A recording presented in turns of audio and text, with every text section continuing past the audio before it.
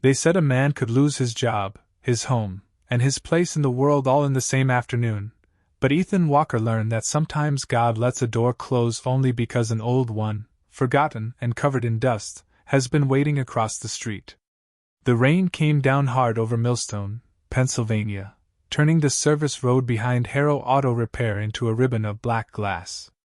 Ethan stood beneath the buzzing security light with a cardboard box against his chest, watching water gather around his boots. Inside the box were the small remains of a life that had never truly settled: a dented thermos, a pair of work gloves, a faded photograph from his army days, and the battered field watch he still wore on his left wrist, its scratched face ticking with the stubborn loyalty of something older than disappointment. He was 40 years old, white-skinned, tall, broad-shouldered, with a square weathered face, faint stubble along his jaw, and dark brown hair slightly messy at the top, touched with silver at the temples. His red and black flannel jacket was worn thin at the elbows, the faded denim shirt beneath it darkened by rain, his road-dusted jeans clinging coldly to his knees. There was nothing dramatic in the way he stood there. Ethan had learned long ago that some pain did not need a sound. It simply settled into the shoulders and stayed. The manager's last words still hung behind him, not loud now, only small and sharp in memory. Not reliable enough. Too much trouble. No longer a good fit. Ethan had not argued. He had only stepped between the manager and old Mr. Blevins that morning when the man's hands shook too badly to tighten a bolt. Ethan had taken the blame, finished the repair, and packed his things before sunset. That was how he had always been, the kind of man who could not watch someone weaker be humiliated, even when kindness cost him the last steady paycheck he had.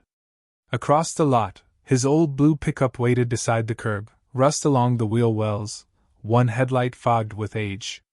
In the passenger seat sat Ranger, his 6-year-old German shepherd, black and tan in the classic markings of the breed, amber eyes bright beneath upright ears, strong body held with calm discipline beneath a simple black tactical harness. Ranger did not wag when Ethan approached. He watched him with the deep, wordless attention of a creature who understood the weight of silence. Ethan opened the driver's door and set the cardboard box on the floorboard. "Well, boy," he murmured, wiping rain from his face with the back of one hand. "Looks like we're free again." Ranger's ears flicked. Not toward Ethan. Toward the far end of Main Street. Ethan followed his gaze through the gray curtain of rain. Most of Millstone had already gone quiet for the evening. The hardware store was dark. The diner's neon sign buzzed weakly behind fog glass. But across the street, tucked between a boarded tailor shop and a closed feed store, an old wooden sign swung from a rusted iron bracket. Whitmore Pottery. The letters were faded blue, nearly washed away by years of weather. Half the sign had cracked down the middle, and each gust of wind made it knock softly against the brick wall behind it, a hollow sound like knuckles on a coffin lid. Ethan had passed the place dozens of times without noticing it. Everyone in town had. The front window was cloudy with dust, its display filled with cracked bowls, leaning vases, and clay figurines whose faces had blurred with age. A strip of yellow light glowed somewhere deep inside, faint but alive. Ranger leaned forward, nose pressed to the rain-streaked windshield. Then he gave 3 short barks. Not panic. Not excitement. Recognition. Ethan felt the old familiar tightening in his chest, the one he had learned to respect. Ranger rarely wasted a sound. Back when they traveled together after Ethan left the service, the dog had heard loose floorboards before they broke, smelled gas before a heater failed, sensed sorrow in strangers before they spoke a word. Ethan looked at the shop again. The rain had softened the street until everything seemed half dream, half memory. The sign swung once more. Knock. Knock. Knock. "It's just an old store," Ethan said, though he already knew Ranger did not believe him. The dog turned his amber eyes toward Ethan, steady and patient, as if reminding him that not every rescue began with someone calling for help. Sometimes it began with a broken sign, a strip of light, and a dog who could hear what a man was too tired to hope for. Ethan sat there for another moment, hands resting on the wheel, the engine still off, the rain speaking against the roof in 1,000 small taps. He thought of driving away, finding a place outside town where the truck would not draw attention, sleeping with his coat over his chest and Ranger curled close for warmth. He thought of the empty miles beyond Millstone, the kind that asked nothing from a man but gave nothing back. Then the light inside Whitmore Pottery flickered. Ranger stood on the seat. Ethan exhaled slowly, opened the door, and stepped back into the rain. He crossed Main Street with his cardboard box under one arm and his dog at his side, not knowing that the ruined little pottery shop had been waiting years for someone exactly like him, someone dismissed by the world, someone still gentle enough to stop in the rain, someone broken enough to understand the language of broken things. Ethan pushed open the warped front door with his shoulder, and a small brass bell above the frame gave a tired little cry, not bright enough to welcome him, not broken enough to be silent. Warm air touched his face, carrying the damp smell of clay, old wood, rain-soaked brick, and something faintly sweet, like tea left too long beside a window. Ranger stepped in first, paused quiet on the dusty floorboards, his black and tan coat glistening with rain, his amber eyes moving across the room with careful attention. The shop was narrower than it looked from the street, crowded with shelves that leaned slightly under the weight of bowls, pitchers, unfinished mugs, and tall vases whose glazed surfaces had dulled beneath years of neglect. Some were cracked. Some were beautiful in a wounded way. A few had collapsed into soft-looking shapes, as if the clay had grown tired before the artist did. Ethan stood just inside the doorway, water dripping from his red and black flannel jacket onto the floor. He held the cardboard box close, suddenly aware of how out of place he looked among all those fragile things. Then a voice came from the back of the shop, thin but steady. "If you are here to tell me the roof is leaking, you are about 15 years late." Ethan turned toward the sound. An elderly woman was standing beside a long worktable beneath a hanging lamp, both hands wrapped around a paint-stained cane. She was small, white-haired, and narrow-shouldered, but her eyes were clear blue and watchful, the kind of eyes that had learned to see through weather, excuses, and grief. A gray cardigan hung from her frame, and a clay-smudged apron covered the front of her dark dress.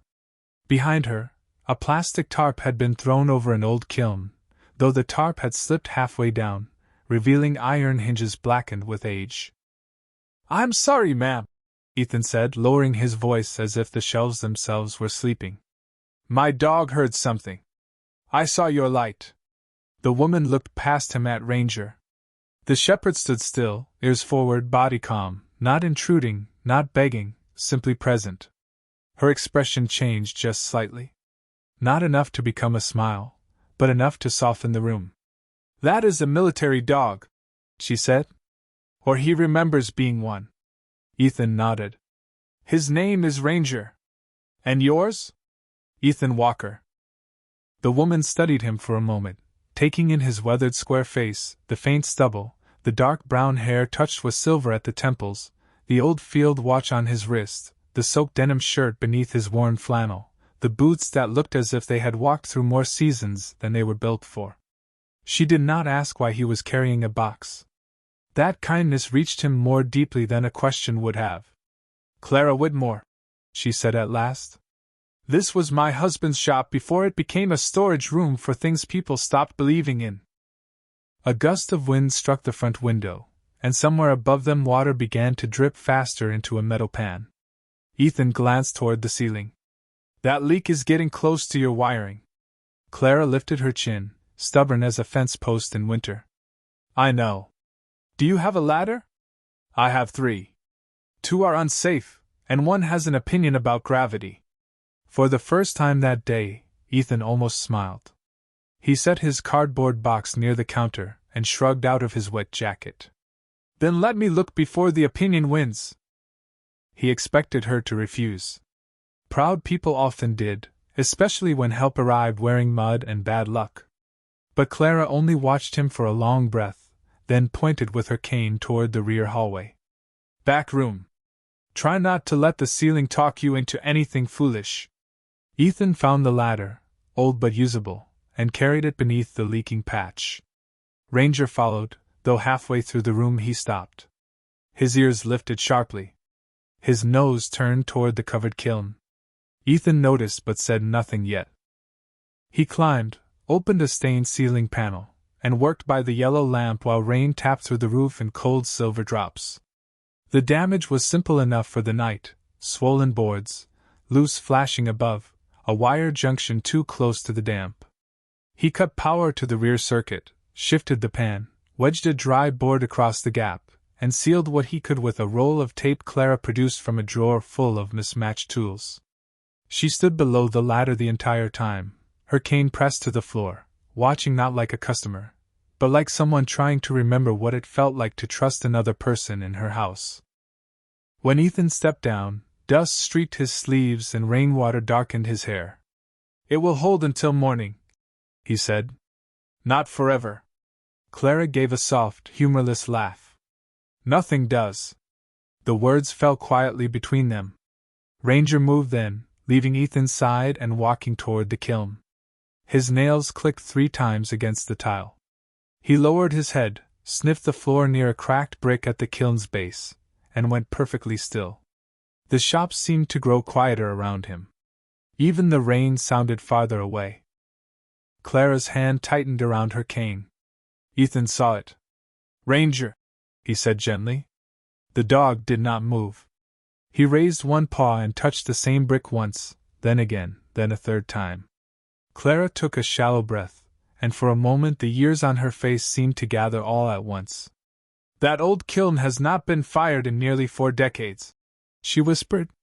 "My husband covered it after our son left for the service." Ethan looked from her to the brick, then back to Ranger's amber eyes. There was no fear in the dog. Only certainty. And in that certainty, the broken little shop no longer felt abandoned. It felt as if something beneath it had heard Ethan arrive and had begun, very softly, to wake. Clara did not step closer to the kiln at first. She remained near the worktable with both hands resting on the head of her cane, her shoulders small beneath the gray cardigan, her face pale in the yellow lamp glow. Ethan had seen that stillness before, not in the same place and not for the same reason, but he recognized it all the same. Some memories did not come rushing back. They stood in the doorway and waited for a person to notice them. Ranger kept his paw on the cracked brick at the base of the kiln, his black and tan body steady beneath the simple black harness, his upright ears listening to something neither Ethan nor Clara could hear. Rain slipped down the front window in long crooked lines. The old sign outside tapped faintly against the brick wall. For a while, nobody spoke. Then Clara drew in a breath that trembled only at the end. "That mark in the brick," she said softly. Ethan lowered himself to one knee beside Ranger and brushed away a veil of dust with his thumb. The crack was not random. It curved outward at the top and narrowed at the bottom, like the faint shape of a bird wing pressed into clay before it was fired. Ethan looked back at her. "Someone made this on purpose." Clara nodded once, though the motion seemed to cost her. "Daniel did. My son. He was 17 when he started carving little wings into everything. Bow rims, mug handles, fence posts, wet cement if you gave him half a chance. He said every shop needed a sign for the angels that passed through unnoticed." Her mouth almost formed a smile, but grief stopped it halfway. Ethan rested his hand on Ranger's neck, feeling the slow warmth of the dog beneath his palm. He did not ask the question that most people would have asked. He waited, and that seemed to give Clara permission to continue. She moved toward an old stool near the kiln and sat down carefully, cane across her lap. "Daniel joined the army at 19. His father tried to talk him into staying. We had this place then, full shelves, open doors, customers from 3 counties. People drove in from Harrisburg for Joseph's blue glaze. Your hands would turn the color of the sky if you worked with it too long." She looked around the ruined shop as if she could still see it alive. Wheels turning, clay spinning, sunlight on finished bowls, her husband laughing near the kiln. "But Daniel said some people were made to stay, and some were made to go where they were needed." Ethan lowered his eyes. Those words found a place in him too easily. Outside, a truck passed slowly through the wet street, tires whispering over water, then faded away. Clara touched the edge of the old kiln with 2 fingers. Before he left, he spent 3 nights back here with his father. They would not let me in. I thought they were making a farewell piece, something foolish and sweet to make me cry. Then Daniel shipped out, and Joseph covered the kiln. After Daniel was gone, truly gone from our daily life, Joseph would sit here every evening with his hand on this brick. He never opened it. He never fired the kiln again. He said some promises needed darkness until the right hands came along. Ethan listened to the rain and the slow, uneven breath of the old building. He could feel Clara watching him now, not as a stranger, but as a man who carried the same kind of quiet distance her son might have carried home if life had allowed it. Did he tell you what was under it? Ethan asked. Clara shook her head. Only once, near the end, he told me the clay remembers. I was angry with him for speaking in riddles. People who are leaving this world should speak plainly, do you not think? Her voice cracked slightly, but she steadied it with a small breath. After he passed, I covered this corner with shelves. Then the roof began to fail. Customers stopped coming. My hands became too stiff for the wheel. And I suppose I decided that if the shop wanted to become a tomb for old secrets, I would let it. Ranger suddenly shifted, nose close to the seam between the brick and the floor. He gave a low sound, not a growl, more like a question asked from the chest. Ethan leaned closer and tapped the brick twice with his knuckle. The hollow note answered again, clearer now, a small pocket of emptiness beneath layers of clay and time. Clara closed her eyes. For 47 years I told myself I did not need to know. Ethan stood slowly. Water dripped from his sleeves onto the tile. You do not have to know tonight. Clara opened her eyes and studied him with an expression that was almost surprise. Most men, she seemed to think, would already be reaching for tools, eager to pull wonder out of the ground before it was ready. Ethan only looked at the old kiln, then at the leak-dark ceiling, the leaning shelves, the fragile woman on the stool, and the dog waiting with patient certainty. The roof comes first, he said. Then the wiring. Then whatever this is, we open it when you are ready. The room changed around those words. Not visibly. No light burst through the window. No bell rang. But Clara's grip loosened on her cane, and Ranger lowered himself to the floor beside the marked brick, as if satisfied that the first truth had been handled gently.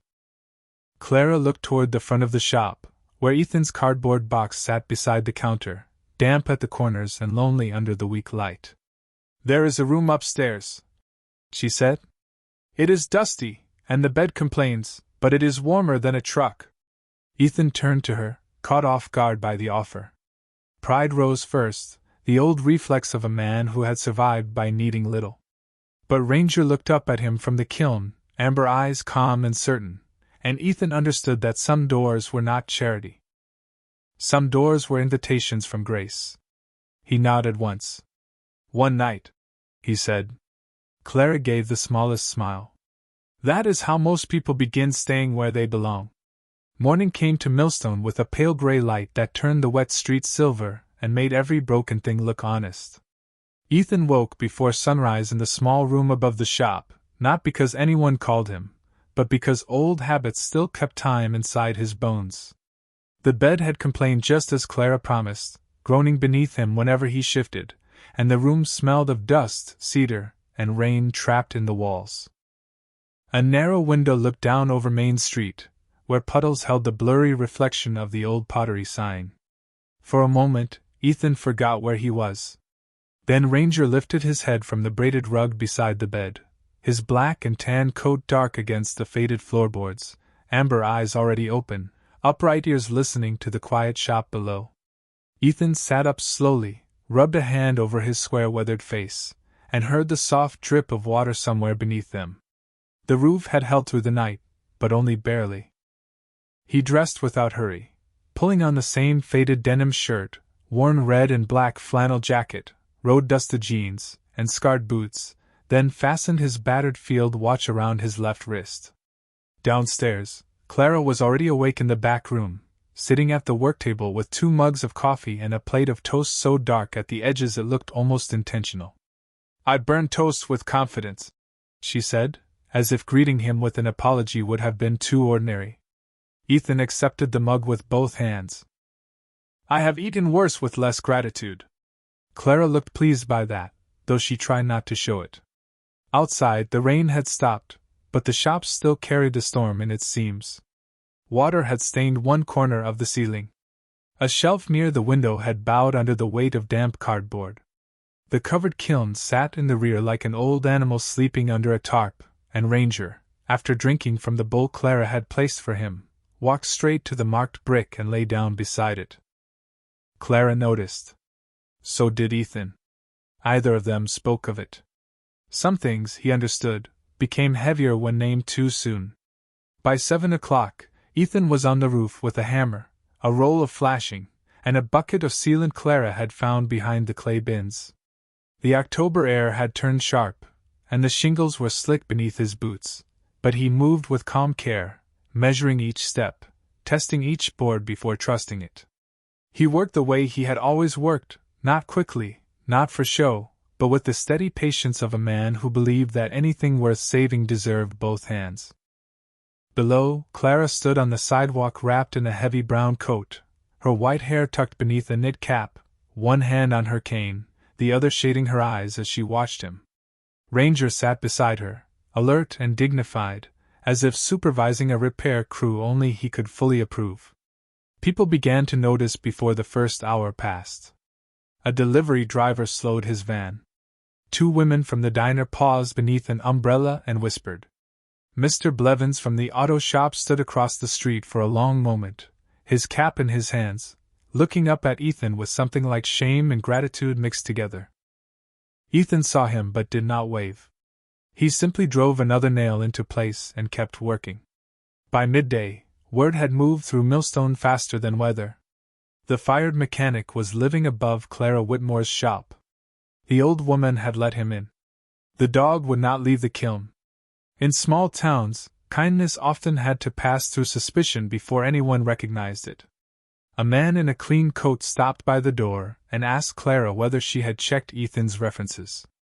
A woman from the church offered to call someone, more established, to help with repairs.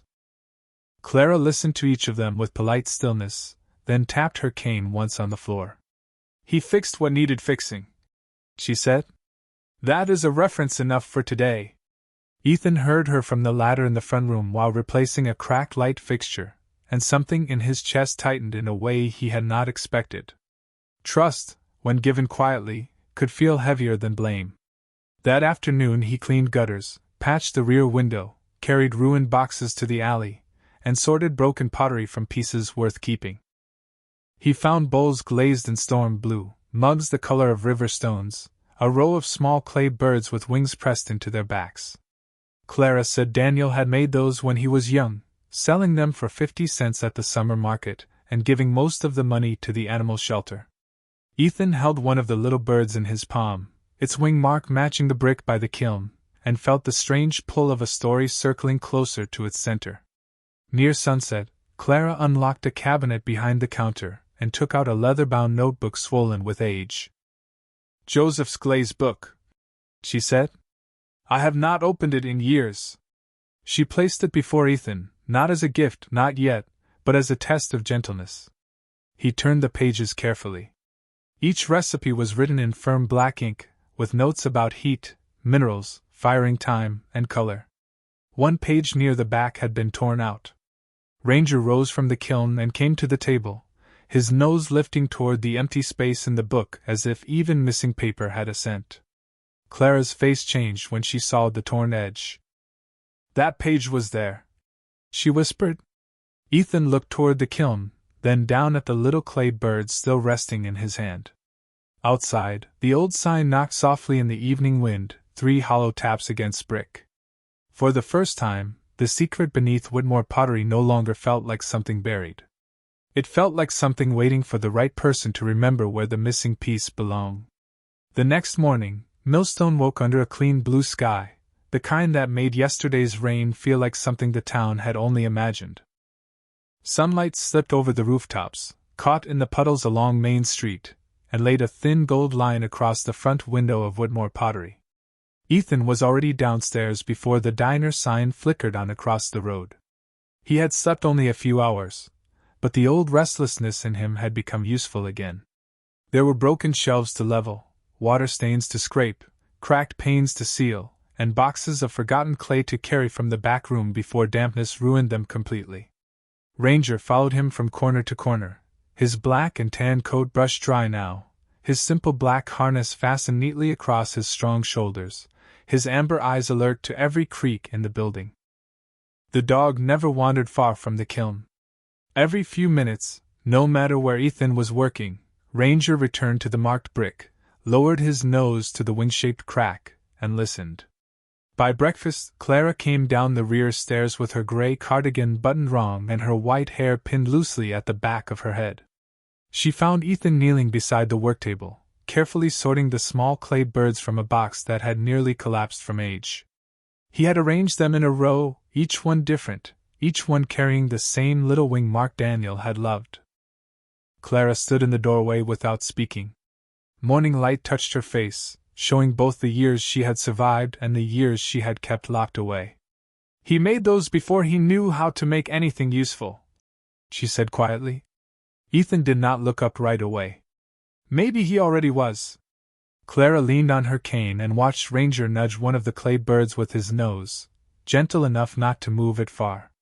"Daniel used to say the useful things were not always the important ones."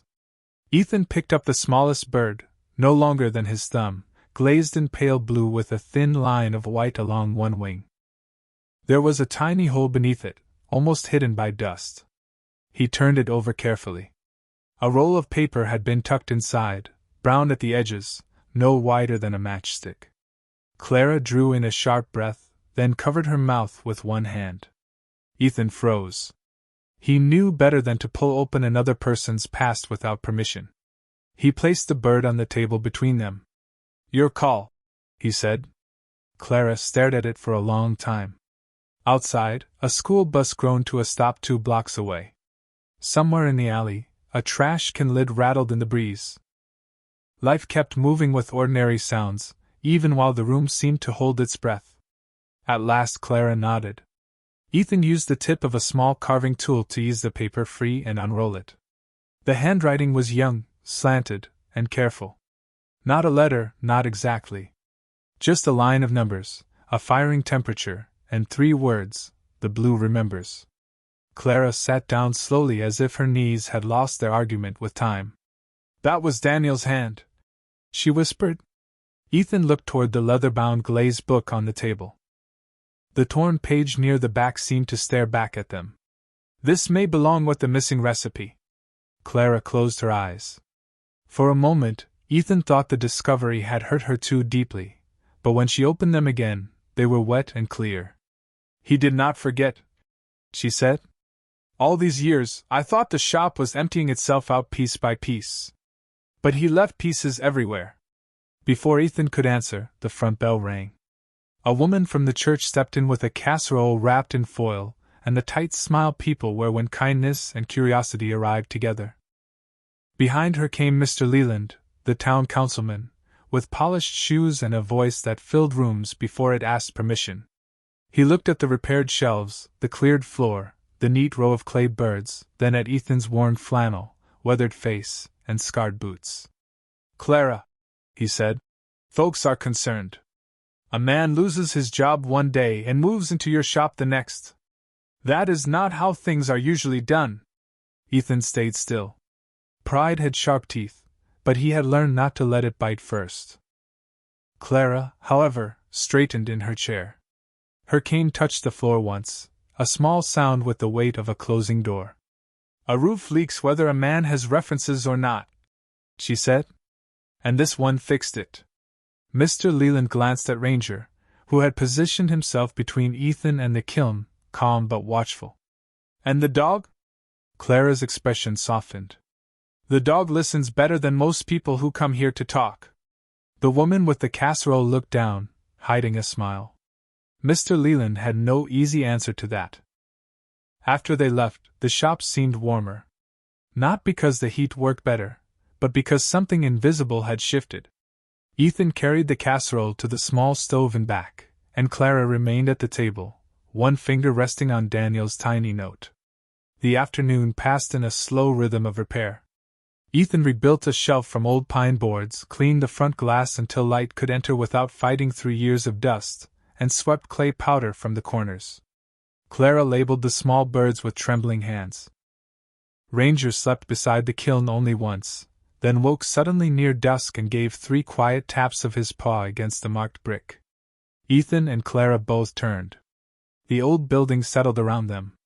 Beneath the floor, faint but real, came a hollow answering sound, like a room far below had remembered it was not meant to stay silent forever. Ethan looked at Clara, waiting. She folded Daniel's note and placed it inside the glazed book where the missing page had been. Her voice was barely louder than the evening wind. "Not tonight," she said. "But soon." Ethan nodded, and Ranger lowered his head again beside the brick, patient as prayer. Outside, the broken sign moved gently in the twilight, no longer sounding like a warning, but like a hand knocking softly from the other side of a forgotten door. By the end of that week, Whitmore Pottery no longer looked asleep, only tired. Sunlight could reach the front counter again. The shelves stood straight. The roof no longer answered every cloud with a leak. Ethan had scrubbed the worktables until the old grain of the wood came through, and Clara had begun setting finished pieces in the window as if customers might remember the road back. She moved more slowly now, though she tried to hide it beneath dry little jokes and the stubborn rhythm of her cane. Some mornings, Ethan found her sitting beside the covered kiln before dawn, Daniel's note open in her lap, one thumb resting over the words the blue remembers. She never cried when he could see her. She only looked at the marked brick with the expression of someone standing outside a room where music was still playing after all the musicians had gone home. Ranger remained faithful to that corner, his black and tan body stretched along the warmest patch of floor, his amber eyes lifting whenever Clara passed. The old woman spoke to him more than she spoke to anyone else. "You hear him, do you not?" she whispered one afternoon while Ethan repaired a cracked drawer behind the counter. Ranger gave one slow blink, then lowered his head beside the wing-shaped mark. Clara smiled softly. "I thought so." That evening, the town held its harvest supper in the church basement, and for the first time in years, Clara asked Ethan to walk her there. He offered his arm without making a ceremony of it. She wore a navy coat with a clay bird pin near the collar, and Ethan wore his worn red and black flannel jacket over his faded denim shirt, his square weathered face cleanly washed, his dark brown hair still slightly messy and silver at the temples, his old field watch ticking beneath the cuff. Ranger walked at his left side in his simple black harness, calm and dignified while children pointed at him from behind their parents. The room quieted when Clara entered, not entirely because of her, and not entirely because of Ethan. People in Millstone were still learning what to do with the sight of a man they had judged standing gently beside a woman they had nearly forgotten. Clara did not explain him to anyone. She only sat at the long table, accepted a paper plate of turkey, mashed potatoes, green beans, and apple pie, then told everyone within hearing distance that Ethan had fixed more in 5 days than the town council had discussed in 5 years. Mr. Leland found his coffee suddenly very interesting. Ethan kept his eyes lowered, but a warmth moved through him that had nothing to do with the crowded room. Later, when they walked back under a sky clear enough to show every cold star, Clara stopped in front of the shop and looked at the sign swinging above the door. "Joseph painted that sign the summer Daniel learned to ride a bicycle," she said. "I hated the color. Too blue, I told him. He said blue was the color of things that wished to be remembered." Ethan followed her gaze. The faded letters seemed almost silver in the moonlight. Clara reached into her coat pocket and handed him a small sealed envelope. His name was written across it in careful blue ink. "Do not open it tonight," she said. Ethan frowned gently. "Clara, I am old, not confused." Her voice was light, but her eyes were steady. "There are papers with Mr. Haskins, the attorney, and there are words in that envelope that I would rather not say while you are looking at me like a man preparing to refuse grace." Ethan held the envelope as if it were made of unfired clay. I did not come here for anything. That is exactly why I know what to do. She touched Ranger's head, smoothing the fur between his upright ears. And this one already knew before either of us. The next morning, snow arrived without drama, fine and soft, laying white along the window ledge and the cracks in the sidewalk. Ethan came downstairs expecting the smell of coffee and burned toast, but the back room was quiet. Clara sat in her chair by the kiln, wrapped in her gray cardigan, Daniel's clay bird resting in her open palm. Her face was peaceful, turned slightly toward the marked brick, as if she had been listening to a voice too gentle to wake anyone else. Ethan stood in the doorway for a long time. Ranger walked forward first, slow and careful, and placed his head lightly against her knee. No sound came from him. Not a whine, not a bark. Only stillness. Ethan removed his hat, though he did not remember putting one on, and the shop seemed to gather itself around them in soft sorrow. The bell above the front door moved once, though no wind entered. A single clear note passed through Whitmore pottery and faded into the shelves, the bowls, the little blue birds, and the kiln that had waited 47 years. Ethan closed his eyes. He had lost enough in life to know the shape of an ending, but this felt different. It felt as if Clara had not left the shop empty. She had simply handed him the key to whatever love had hidden beneath it. Clara's funeral was held 3 days later beneath a white sky that seemed too quiet for grief. Snow lay in soft ridges along the church steps, and the breath of the townspeople rose in small pale clouds as they gathered with casseroles, folded programs, and the uneasy tenderness people bring when they realize they should have come sooner. Ethan stood near the back in his worn red and black flannel jacket, faded denim shirt, road-dusted jeans, scarred boots, an old field watch, his square weathered face calm but tired, dark brown hair slightly messy with silver at the temples, faint stubble shadowing his jaw. Ranger sat beside his left leg in his simple black harness, black and tan coat brushed clean, amber eyes fixed on the small framed photograph of Clara near the front. Nobody asked Ethan to speak, and he was grateful for that. Some people had the gift of words in rooms like that. Ethan had only his presence, his silence, and the memory of Clara's hand resting on Ranger's head the night before the snow came. After the service, people drifted downstairs for coffee and lemon cake, murmuring stories about the years when Whitmore pottery had filled Main Street with color. Mr. Blevins approached Ethan slowly, cap held in both hands. He did not mention the auto shop. He only said Clara had been lucky to have him there. Ethan looked at the old man's trembling fingers and nodded. "I was the lucky one," he said. The words surprised him with how true they felt. By late afternoon, Ethan and Ranger walked to the small law office of Haskins and Reed on Walnut Street. The building smelled of old carpet, paper, furniture polish, and radiator heat. Mr. Haskins was a careful man in his 70s, with round glasses and a voice softened by decades of delivering news that changed lives. He invited Ethan to sit, but Ethan remained standing until Ranger settled at his feet. On the desk lay Clara's sealed envelope, the same one she had given Ethan under the starry sky, and beside it, a folder tied with blue ribbon. Mr. Haskins cleared his throat. "Mrs. Whitmore updated her will 6 months ago," he said. "Then again 2 days after you repaired the roof." Ethan looked up sharply. 2 days? She was very clear. The attorney opened the folder and began reading. Clara had left the shop, the apartment above it, the tools, the remaining inventory, the glazed books, the kiln, and the land beneath Whitmore pottery to Ethan Walker. Not to the town. Not to a historical committee. Not to distant relatives who had not visited in years. To Ethan. The room seemed to lose its edges. Ethan heard the radiator hiss, the faint scratch of paper, Ranger's steady breathing. He thought of the cardboard box that had been all he owned a week earlier. He thought of Clara saying some doors were not charity. Mr. Haskins paused before the final paragraph. His eyes lifted, and his voice became gentler. She added this in her own handwriting. "If Ethan Walker still tries to refuse what Grace has already chosen for him, Remind him that broken places are not repaired by people who think they deserve them.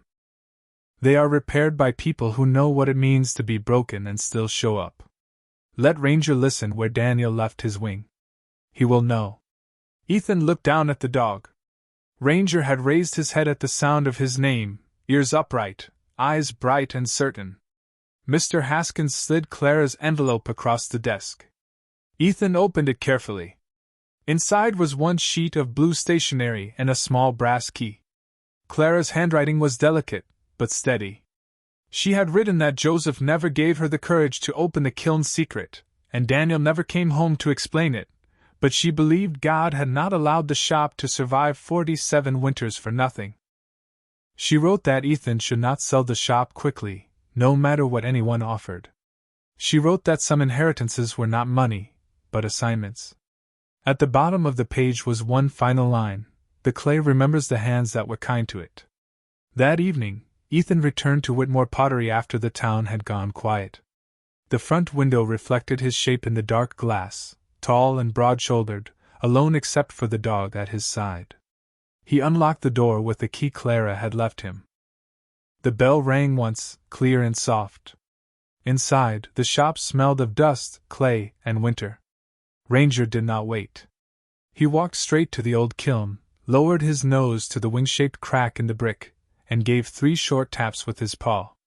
Ethan knelt beside him and set Clara's letter on the floor.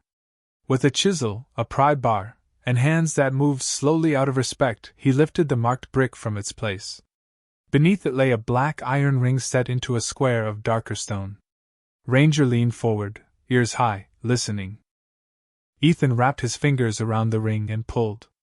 For a moment, nothing happened. Then the floor beneath the kiln gave a deep, gentle sigh, and a hidden seam opened in the tile. Cool air rose from below, carrying the scent of dry earth, old paper, and fired clay. A narrow stairway descended into darkness beneath the shop. On the first step, carved into the wood and preserved by shadow, were the words Daniel had left for whoever was meant to find them, for the ones who came home broken. Ethan touched the carving with 2 fingers. Ranger stepped down first, unafraid, as if he had known the way all along. Ethan followed Ranger down the narrow stairs one careful step at a time, holding his flashlight low so the beam would not blind the dog ahead of him. The air beneath Whitmore Pottery was cooler than the shop above, dry and still, as if winter had never reached this far underground. Dust floated through the light in slow golden specks. The wooden steps did not creak. That surprised Ethan most. Whoever had built this hidden passage had done it with the patience of someone making a promise meant to outlive fear. Ranger moved without hesitation, his black and tan body steady beneath the simple black harness, amber eyes catching the light and giving it back like small lanterns. At the bottom, the stairway opened into a long room with stone walls, a low ceiling, and shelves built from dark oak. Ethan stopped so suddenly his hand touched the wall for balance. The room was not empty. It was full. Rows and rows of pottery lined the shelves, hundreds of pieces, perhaps more, each one wrapped at the base with a narrow strip of blue cloth. Bowls, urns, pitchers, lamps, small birds, tall vessels shaped like quiet flames, all glazed in a blue so deep it seemed to hold both sky and water. Some pieces shimmered with silver beneath the surface, not bright, not showy, but soft as moonlight on a Pennsylvania creek. Ethan lifted the flashlight, and the blue answered from every direction. The hidden workshop had become a chapel of clay. In the center stood a long table covered with papers, sealed envelopes, old photographs, and tools arranged with careful precision. Above it hung a wooden sign carved by hand, "For those who carried silence home." Ethan felt those words move through him slowly. He had spent years believing silence was a room he had been locked inside. Here someone had shaped silence into vessels, given it color, weight, and a place to rest. Ranger walked to the far wall and sat before a cabinet with a brass latch. He looked back once, waiting. Ethan crossed the room, each step stirring the faint scent of earth, ash, paper, and mineral glaze. The cabinet opened with Clara's small brass key. Inside was the missing page from Joseph Whitmore's glazed book, preserved between sheets of wax paper. Beside it lay a leather folder stamped with the Whitmore pottery mark, the same wing Daniel had carved into the brick above. Ethan placed the folder on the table and opened it carefully. The first page was a letter from Daniel to his parents, written before he left home. The handwriting matched the tiny note hidden inside the clay bird. He wrote about the men he had met in training, boys from farms, cities, reservations, fishing towns, coal country, and desert roads. He wrote that some of them carried stories nobody knew how to ask for. He asked Joseph to help him make a piece for each one, not as a memorial for sorrow, but as a reminder that a person was more than the hardest thing they survived. Ethan turned the page slowly. There were names, dates, hometowns, and small descriptions. Loved peach pie. Sang badly but loudly. Wanted to teach math. Sent money home to his sister. Kept a lucky penny. Laughed whenever it rained. No detail was large, yet every detail made the room feel crowded with lives. Ethan lowered himself onto a wooden stool and pressed the heel of his hand against his chest. He did not cry loudly. Nothing in him broke open that way. But his eyes burned, and his breath came uneven for a moment, because Daniel had understood something Ethan had never been able to say. People did not need to be remembered only for what hurt them. They needed to be remembered for the small, ordinary lights they carried before the world grew dark. Ranger came to his side and rested his head against Ethan's knee. Ethan placed one hand on the dog's neck, feeling warmth and loyalty beneath his fingers. In the back of the folder was a notarized certificate for the glaze formula, registered under Joseph, Clara, and Daniel Whitmore, along with letters from museums, collectors, and a university ceramics department asking for access to the lost Whitmore blue. Some letters were decades old. Others were recent, forwarded, and unanswered. The formula was not only beautiful. It was rare. The mineral balance, the firing notes, the kiln design, the missing page, everything pointed to a technique people had searched for long after the shop closed. Ethan understood then why Clara had told him not to sell quickly. There was money here, maybe enough to change more than one life. But the value felt almost secondary, like a shadow cast by something more sacred. On the last page, Joseph had written a note in firm black ink. If this room is opened by someone who knows what it means to come home carrying pieces of himself, let the blue be used to teach hands how to begin again. Ethan sat in the underground stillness until the flashlight dimmed slightly. Above him, the town slept. Around him, blue vessels held 47 years of patience. Ranger looked toward the stairs, then back at Ethan, as if asking what came next. Ethan folded Clara's letter, Daniel's note, and Joseph's final page together on the table. "We do not sell the heart of this place," he whispered. His voice sounded small in the hidden room, but steady. "We open it." Ranger's tail moved once against the floor, a soft brush of agreement. And for the first time since he had been pushed into the rain with a cardboard box in his hands, Ethan did not feel like a man who had lost his place in the world. He felt like someone had trusted him with a door, a flame, and a room full of broken silence waiting to become whole. By morning, Ethan had carried the first box of papers up from the hidden room and placed it on Clara's old worktable beneath the clean front window. Snowmelt dripped from the awning outside in slow silver threads, and Main Street stirred awake with the small sounds of an ordinary town, a delivery truck sighing at the curb, the diner door opening, a broom scraping salt from a sidewalk, someone laughing softly over coffee. Yet inside Whitmore pottery, ordinary things felt newly sacred. Ranger lay beside the kiln with his black and tan coat catching the first warm stripe of sunlight, his simple black harness resting across his strong shoulders, his amber eyes half closed but listening as always. Ethan stood over Joseph's glazed book in his worn red and black flannel jacket, faded denim shirt, road-dusted jeans, scarred boots, and scratched field watch, his square weathered face calm beneath the silver-streaked dark brown hair at his temples. He had not slept, but the tiredness in him was different now. It was the clean exhaustion of a man who had been given work worth doing. By noon, Mr. Haskins arrived with a ceramics professor from Lancaster, a museum curator from Pittsburgh, and 2 appraisers who tried very hard not to look astonished when Ethan led them beneath the kiln. They moved through the underground room in reverent silence, studying the blue vessels, the preserved notes, the sealed letters, the rows of names wrapped in cloth. One appraiser finally removed his glasses and said the collection was unlike anything he had seen in 30 years. The lost glaze alone could be worth more than the building, the land, and half the block around it. Ethan listened, one hand resting on Ranger's head. The numbers sounded unreal, like weather in another state. Money had power, he knew that. Money could fix roofs, pay taxes, keep lights on, buy food, open doors that pride alone could not move. But down in that blue-lit room, he also understood that wealth without purpose was just another locked cabinet. The next weeks changed Millstone slowly, then all at once. Ethan did not sell the collection. He partnered with the museum to preserve the original pieces, licensed the Whitmore blue only under conditions Clara would have approved of, and used the first advance to repair the shop from foundation to roof.